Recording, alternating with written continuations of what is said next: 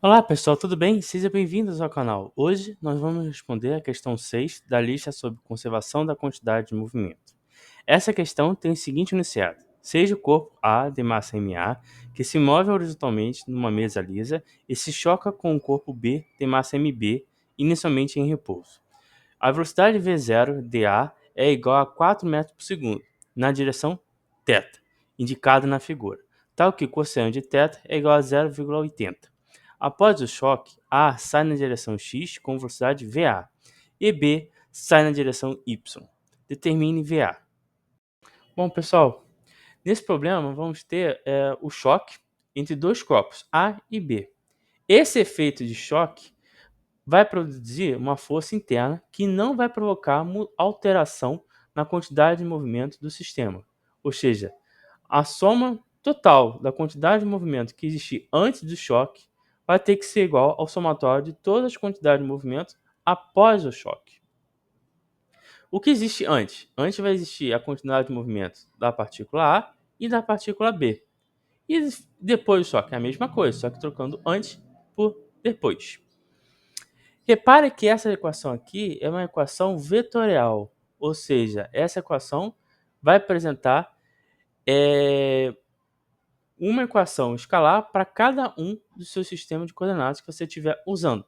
No nosso caso aqui, nós estamos usando o sistema cartesiano, x e y, tá certo? Então vamos ter duas equações escalares, uma para o eixo x e outra para o eixo y.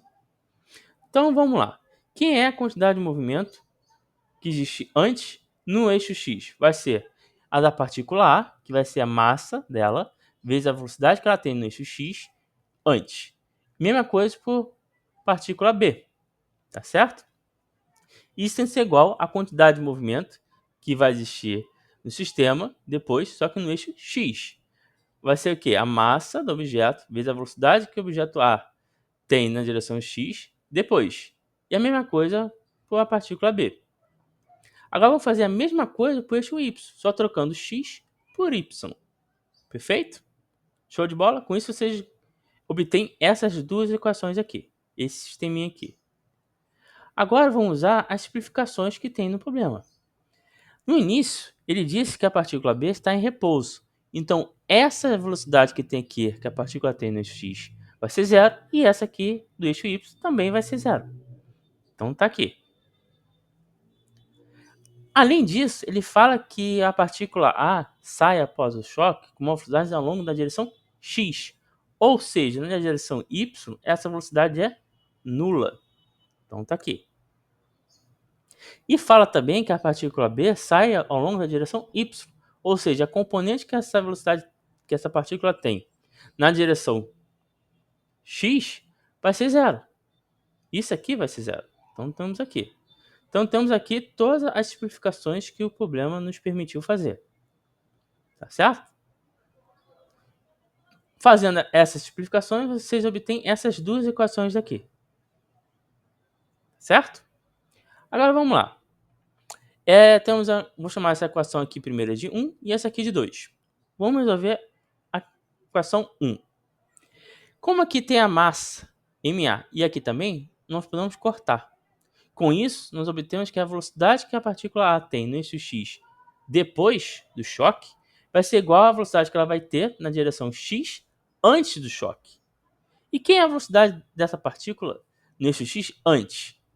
Bem, vai ser a velocidade que ela tem VA vezes cosseno de θ. Essa VA é a velocidade o modo da velocidade que ela tem antes do choque, que no problema ele chamou de V0, que é 4 metros por segundo, tá certo? E cosseno de θ, ele deu 0,80, ou seja, 4 vezes 0,80 vai dar 3,2 metros por segundo. Essa é a velocidade com que a partícula A sai após o choque. Então, colocando isso em vetor, vai ficar a velocidade que a partícula A tem depois do choque vai ser igual a 3,2 metros por segundo na direção I chapéu. Tá certo? Com isso, nós resolvemos a questão. Tá certo? Nós podemos também calcular a velocidade com que a partícula B sai após o choque, mas ele não quer isso. Então, com isso, nós finalizamos essa questão, tá certo? E até o próximo